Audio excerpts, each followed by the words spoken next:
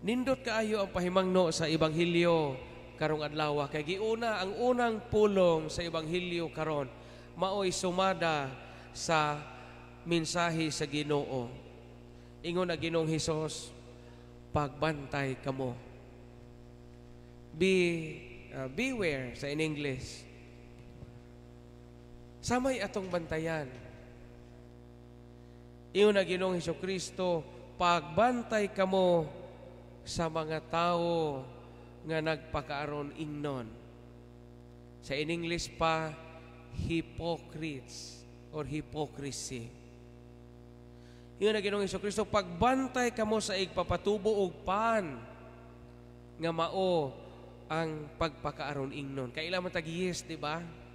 Kanang di bitaw ta kakita og kanang patubo og pan.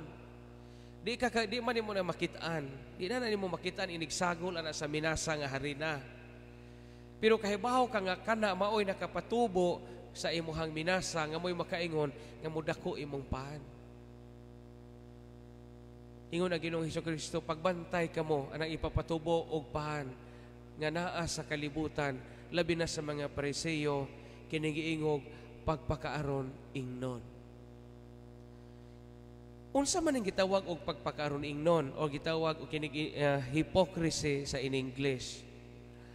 Ang hypocrisy kana bang usa kini kabatasan nga diin ang usa ka tawo magpakita sa unsay dili mo'y tinuod niya nga kinaiya. Usa kini kabatasan nga din ang tawo magsuot o kaugalingong maskara. Kailan mo tag maskara, di ba? Ang pagpakaroon inon usa ka pagpakita sa gawas ug unsay dili mao ang naa sa suod sa tao. Ingon na Ginoong Hesus, pagbantay. Nganong magbantay ta kay unya og mahug ta niining maong mga tao nga nagpakaroon ingnon. Asa man makita ang pagpakaroon ingnon sa tao diha sa kalibutan. Muna nindot pamalandungan sa Ebanghelyo karon. Tulo ka mga butang nga angay natong timan-an diha sa tong pagpakabuhi sa kalibutan aron makalikay kita sa gitawag o pagbantay kamo sa mga tigpakaaron ingnon. Tulo ni kakaraang mga pong nga gusto ko nga inyong iniguli ninyo nato diha sa tong hunahuna. Primero, kanang pulo nga gitawag og lingla. Kasabot pa ba mo sanang lingla? Di na mo kasabot no, mga batanon. Sa may lingla, gilingla ko. Sa gilingla, kanang kusga gamay. Giilad, very good. Tiguwang na just lit-lit, kaya kahibaw ko sa lingla, no? Giilad. Ang pagpakaroon ingnon, o sana kapag lingla. Mga ingon na Ginoong Hesukristo karon pagbantay sa mga taong tigpakaroon ingnon. Kay basin og malinglata, mailad ta. Sunod, napailaing word nga nindot. Lingla, sunod, na ay gitawag og litag. Kailan mong litag? Sa may litag. Sa may litag. Trap, no? Kanang manglitag kag manok, o manglitag kag tinggahong, o manglitag kag milo. Ang tao nga magpakaroon ingnon, kusog na manglitag. Mga pagbantay mo sa mga tao nga tigpakaaron ingnon, kay basig malitag ta, malitag ka. Malingla ka, malitag pagyon. Ikatulo nga buhat og tao nga tigpakaroon ingnon, gawas nga sila manglingla, gawas nga sila manglitag. Ikatulo, kusog pagyod sila manglansis. Sa may lansis? Wala po kahibahog sa lansis. Di ba sa Genesis, sa libro sa Genesis, di ba? katong gibasol na sa Ginoo si Adan og si Eva. Unsa may giingon ni Eva, ingon si Eva, ingon na Ginoo, nganong hingkaon man ka sa bunga sa kahoy nga gidili? Sa may gitubag ni Eva, gilansisan man ko sa bitin. Sa may lansis? Ha? Kanang hayluhon ka sa mga maayong pong. Kanang patuuhon ka sa mga maayong pong nga di ay natinuon.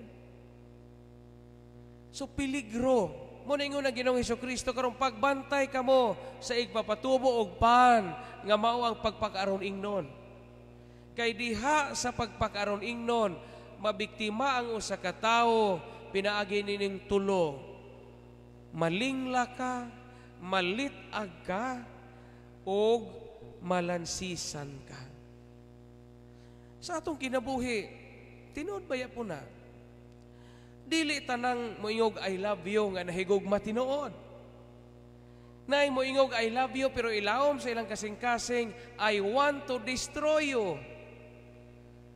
Moingog I love you, paeskwelahon ka naho bahalag mabuntis ka second year college pa ka ayaw kaguol kay duphan lagi ka nako. But katong maong I love you pagkabuntis na wa pa jud kahumag eskwela uyab gibijaan pa jud ang I love you kapasabot og I will destroy you. Daghang mga tao nga moyog happy trip. Happy trip. Pero inigtalikod sa himbiyahe mahagsa pangunta na imong eroplano.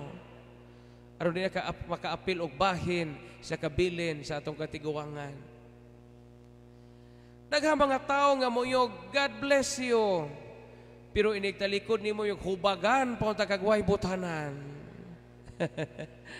Ingana ng realidad sa kalibutan. Mo nga magbantay ta. Mao ingon ang Ginoong Hesukristo, pagbantay kamo sa igpapatubo og pan sa mga Pariseo.